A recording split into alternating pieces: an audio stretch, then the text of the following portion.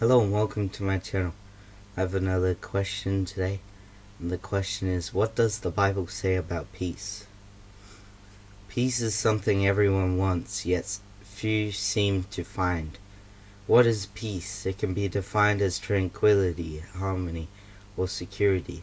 Depending on the situation, it could mean prosperity or well-being. Various forms of the word peace are found 429 times in the King James Version of the Bible. There are different types of peace, including false peace, inner peace, peace with God, and peace with man.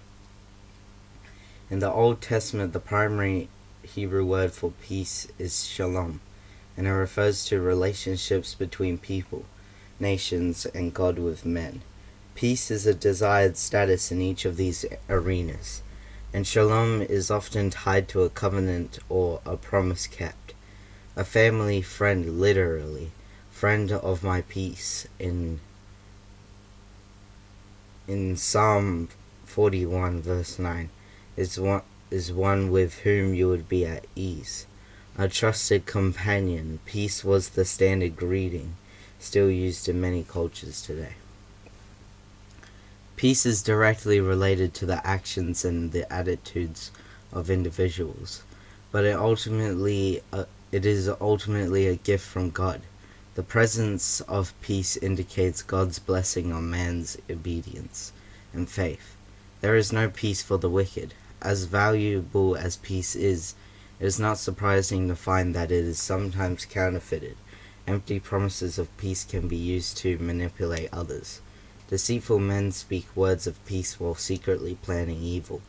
The Antichrist will confirm a treaty, producing a temporary peace which he will then abruptly shatter as he reveals his true colors.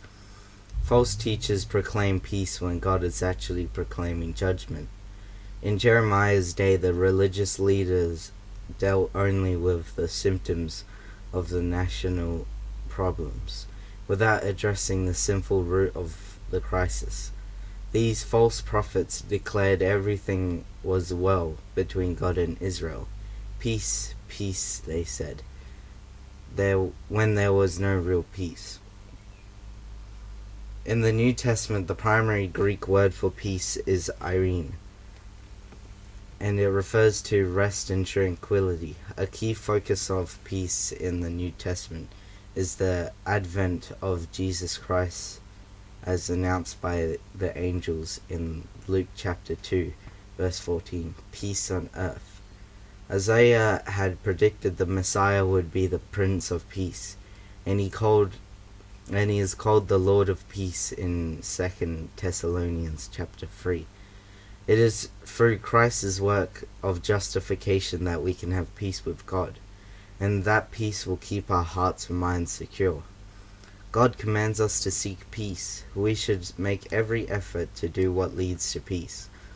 Of course, there will be some people who do not desire peace, but we are still to do our utmost to be at peace with them.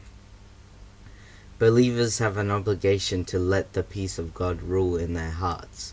This means we have the choice either to trust God's promises, letting his peace rule, or to rely on ourselves and reject the peace he offers. Jesus gave his disciples peace based on the truth that he has overcome the world. Peace is a fruit of the Spirit, so if we are allowing the Spirit of God to rule in our lives, we will experience his peace. To be spiritually minded brings life and peace, according to Romans chapter 8 verse 6. The world will continue to have wars and interpersonal conflicts until Jesus comes to establish true, lasting peace. But God will have his peace to those who trust him. Jesus took the chastisement of our peace and has made it possible for us to have peace with God. Once his peace rules in our hearts, we are able to share that peace with others. We become publishers of peace and ministers of reconciliation. Thank you for listening to this question. I'll see you next time.